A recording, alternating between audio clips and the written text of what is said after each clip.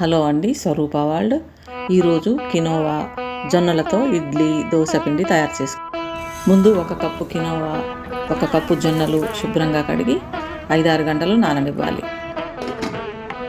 వేరే గిన్నెలో 1 కప్పు మినపప్పు కడిగి నానబెట్టుకోవాలి. ఇలా నానాక మినపప్పు మెత్తగా మిక్సీ చేసుకుందాం. ఈ పిండిని ఒక గిన్నెలో వేశాక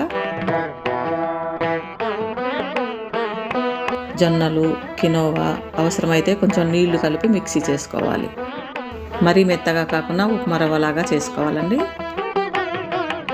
ఈ పిండిని మినప్పిండిలో వేసుకోవాలి. తగినంత ఉప్పు కలిపి పిండిని బాగా కలపాలి. మూత పెట్టి రాత్రంతా నాననివ్వాలి. ఈ పిండిలో చాలా పోషకాలు ఉంటాయండి. ఈ పిండితో దోశలు, ఇడ్లీలు చేసుకుంటే మనకెంతో ఆరోగ్యం.